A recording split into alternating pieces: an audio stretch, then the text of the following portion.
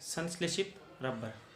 प्रकृति के अंदर जो रबर पाया जाता है वह रबर सामान्य प्रकार का होता है और ये जो प्राकृतिक रबर होता है इस प्राकृतिक रबर में कार्बन कार्बन के परमाणु के मध्य द्विबंध पाया जाता है और द्विबंध के कारण यह रबर सामान्यतया अनुपयोगी होता है। अतः हम क्या करते हैं, इस रबर का वल्कनीकरण करते हैं, जो हमने पिछले लेक्चर में इसका अध्ययन किया है। वल्कनीकरण के पश्चात रबर को हम विभिन्न उपयोगों में लाते हैं और अधिकांशतः जो संश्लेषित रबर है यह 1,3-ब्यूटाडाइन का व्युत्पन्न है। तो इस श्रेणी में हम आगे पढ़ रहे हैं कि संश्लेषित रबर है, उसमें सबसे पहले हम पढ़ रहे हैं ब्यूना एन और ब्यूना एस। तो सबसे पहले मैं पढ़ रहा हूं Buena S. Buena S rubber देखो, इसमें दो प्रकार की एकलक इकाइयां होती है। एक तो होती है 1,3-ब्यूटाडाइन और दूसरी इसकी जो मोनोमर यूनिट होती है वो होती है स्टाइरीन। नाम से स्पष्ट है Buena S, S for styrene. एक तो इकाई है इसकी 1,3-ब्यूटाडाइन और दूसरी स्टाइरीन। चूंकि हम ये जान चुके हैं कि जो संश्लेषित रबर है वो 1,3-ब्यूटाडाइन के डेरिवेटिव होते हैं या उसके व्युत्पन्न होते हैं। तो हम 1,3-ब्यूटाडाइन लिखते हैं,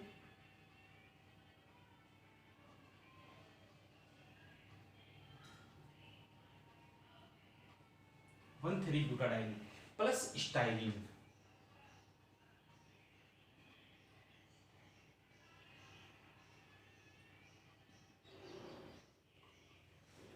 ये स्टाइरीन हो गया। इसकी एन इकाइयां, इसकी एन इकाइयां आपस में योगात्मक अभिक्रिया द्वारा या यौगिक उत्पाद द्वारा ब्यूना एस का निर्माण करती है।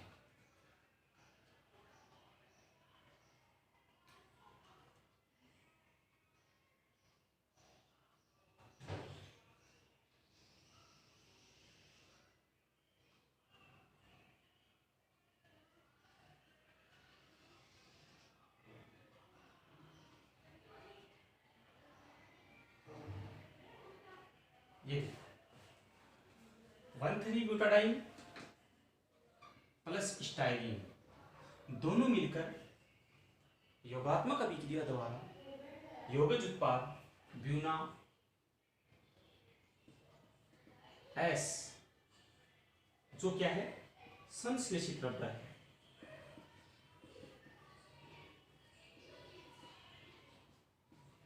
इस संश्लेषित रबर का निर्माण करती है।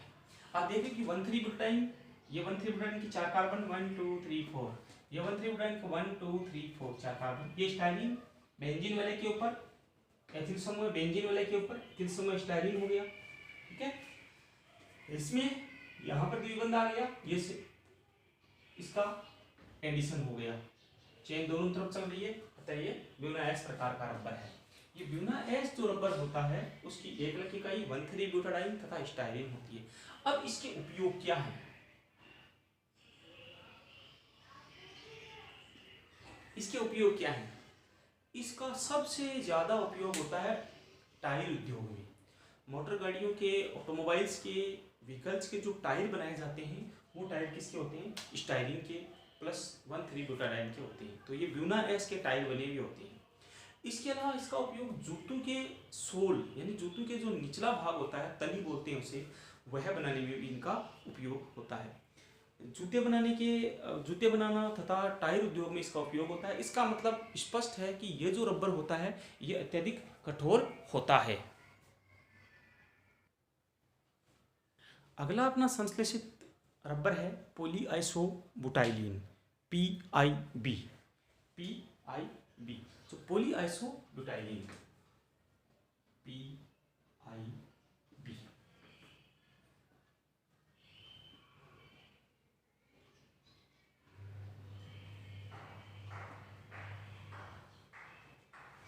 आइसोब्यूटाइलीन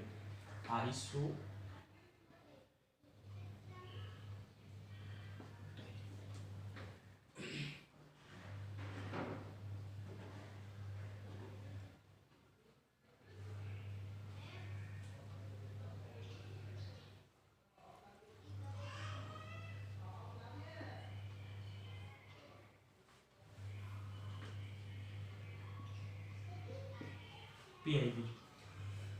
आइसोब्यूटाइलिन का बहुलक है। आइसोब्यूटाइलिन की मोनोमर इकाइयां, एकलक इकाइयां आपस में जुड़कर, बहुत सारी एकलक इकाइयां आपस में जुड़कर पॉली आइसोब्यूटाइलिन का निर्माण करती है। इसमें सभी इकाइयां समान प्रकार की होती है, अतः यह होमोपॉलीमर है अथवा समबहुलक है। अब उसके बाद में है यूजेज। एकमात्र ऐसा मानव निर्मित रबर है जो हवा के लिए अभेद्य है।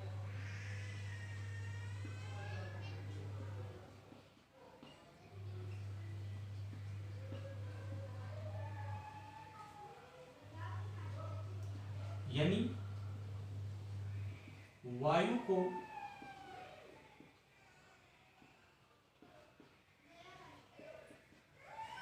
एकमात्र ऐसा बहुलक है जो वायु को पकड़ के रखता है। इसका मतलब क्या हो गया कि यदि इस प्रकार इस पीआईबी रबर से बना हुआ कोई गुब्बारा है, उसमें हम वायु भर देते हैं, गुब्बारा फूल जाता है वायु भरने के बाद में।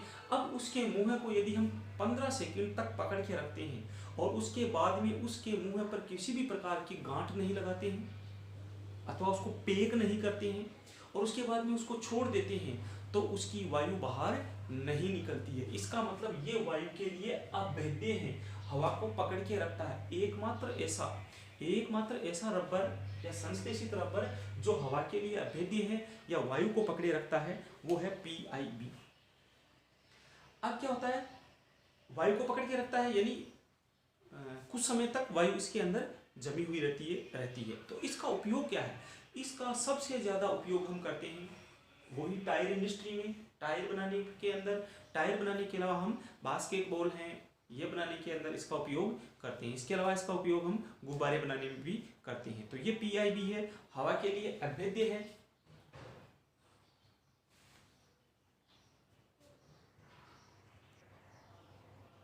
इसके अलावा जो ये अपना हवा के लिए अभेद्य है, PIB है, इसका उपयोग हम चिपकाने वाले पदार्थ या गोंद जैसे चिपकाने वाले पदार्थ के रूप में भी करते हैं। अब इसके बाद में अगला अपना जो पॉलीमर है, जो रबर है, संश्लेषित रबर है, वह है हमारे पास में पॉलीक्लोरोप्रीन।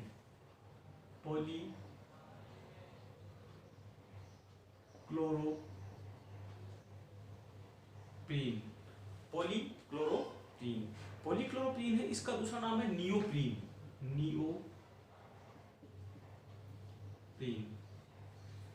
ये है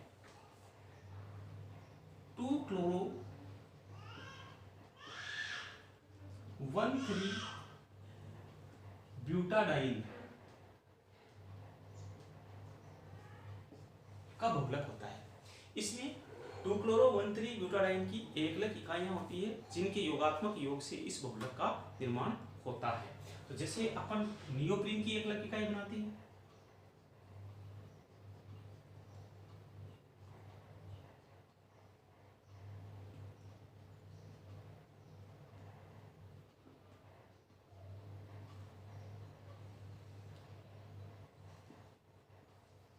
ये होगी नियोप्रीन की एकलक इकाई या पॉलीक्लोरोप्रीन की एकलक इकाई। इसका आईपीसी नाम हो गया 2-chloro-1,3-ब्यूटाडाइन। ये 2-chloro-1,3-ब्यूटाडाइन की एकलक इकाई है। इसका जब बहुलकीकरण करेंगे तो ये बन जाएगा पॉलीक्लोरोप्रीन। तो ये हो जाएगा CH2 CHCCl CH2N।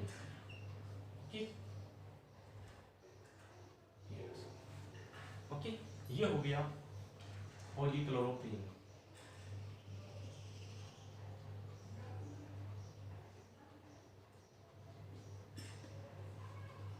PCP, पॉलीक्लोरोप्रीन या PCP हो गया। अब इसका उपयोग क्या है? इसका उपयोग सबसे पहले हमें ये देखना है कि ये जो पॉलीक्लोरोप्रीन है ये ठोस होता है।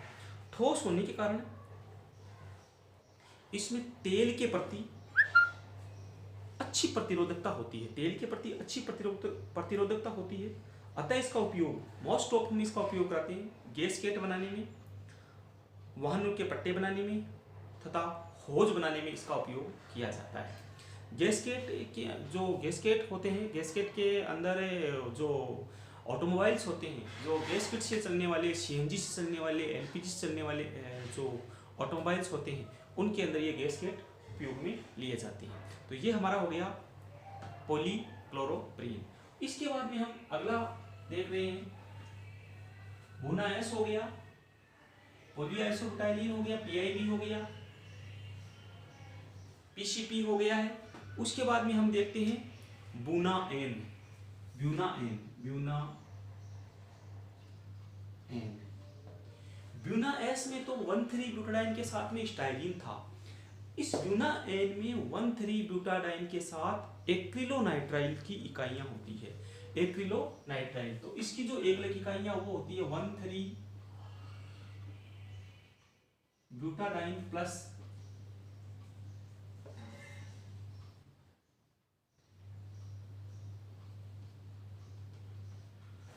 1,3-ब्यूटाडाइन प्लस एक्रिलोनाइट्राइल। बिना एस की थी 1,3-ब्यूटाडाइन प्लस स्टाइलिन की इकाइयां थी। अब इसमें ये इकाइयां आ गई है। अब हम देखो इसमें दोनों में डिफरेंस कर लिया। स्टाइलिन का मतलब एस है, उसमें एस का मतलब उसमें क्या हो जाएगा, स्टाइलिन। 1,3-ब्यूटाडाइन कॉमन है, ये है नाइट्राइल ब्यूना एन, ये नाइट्राइल रबड़ है, वो था स्टाइलिन, स्टाइलिन 1,3-ब्यूटाडाइन, और ये स्टाइलिन नाइट्राइल। और नाइट्राइल में क्या हो जाएगा, नाइट्राइल में शीएन आ जाएगा, यहाँ पर शीएन हो जाएगा। तो इसकी 1,3-ब्यूटाडाइन की इकाई बना लेता हूं मैं पहले, सबसे पहले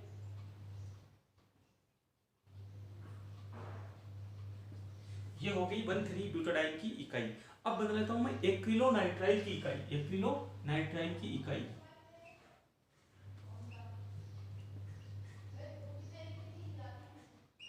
ये हो गई एक्रिलोनाइट्राइल की इकाई, एक्रिलोनाइट्राइल की इकाई हो गई, और 1,3-ब्यूटाडाइन की इकाई हो गई 1,3। अब इसका हम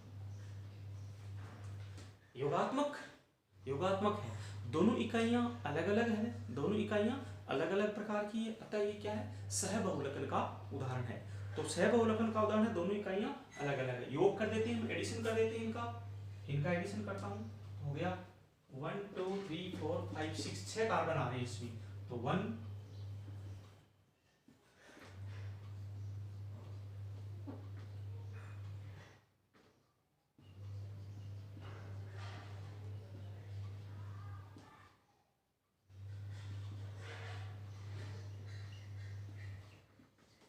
क्योंकि बहुलक में इकाइयां दोनों तरफ चलती है, अतः ये हो गया मेरे पास में,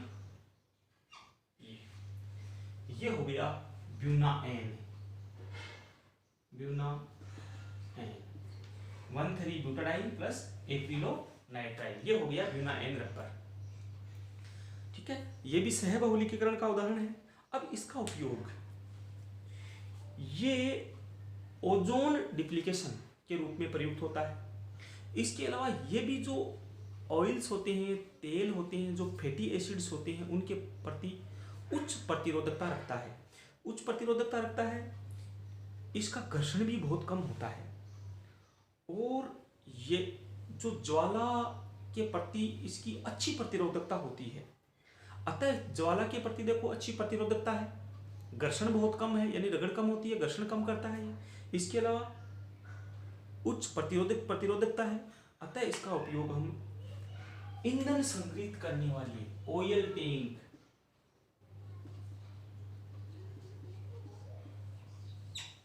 ऑयल टैंक जहां पर फ्यूल, पेट्रोल, डीजल, गैसोलीन ये रखे जाते हैं, वो ऑयल टैंक बनाने में इसका उपयोग किया जाता है। अथवा ऑयल टैंक की जो आंतरिक परत होती है वो बुना एन की बनी हुई होती है।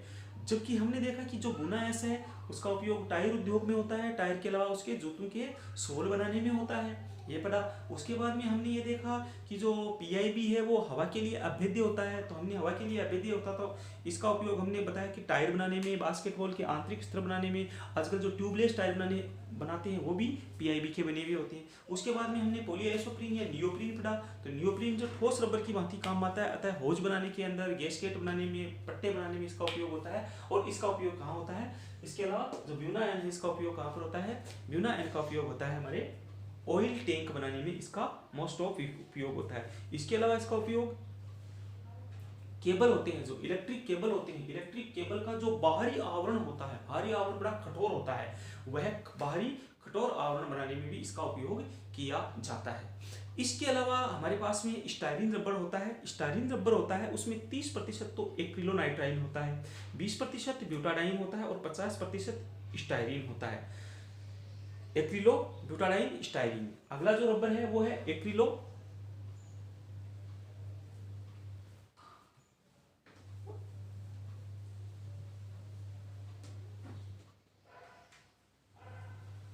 Acrylonitrile,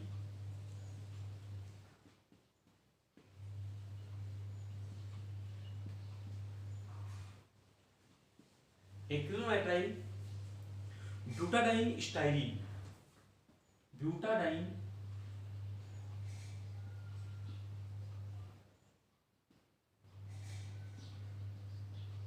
styrene. नेक्स्ट अपने पास में ये है एक्रिलोनाइट्राइल, ब्यूटाडाइन, स्टाइरिन। इस रबर के अंदर 30% तो होता है एक्रिलोनाइट्राइल, 30% तो इसमें होता है एक्रिलोनाइट्राइल। इसके बाद में इसमें 20% होता है ब्यूटाडाइन और शेष क्या होता है इसमें स्टाइरिन होता है। तो ये इस चीज का हो गया है।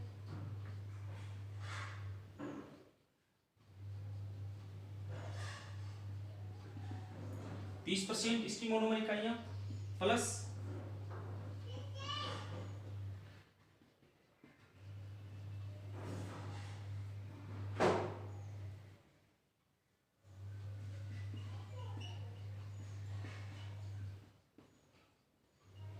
20% 1,3-ब्यूटाडाइन प्लस स्टाइरिन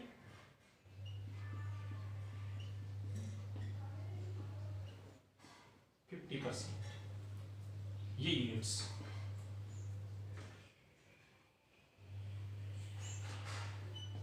ये है एक्रिलोनाइट्राइल, ब्यूटाडाइन, स्टाइरिन।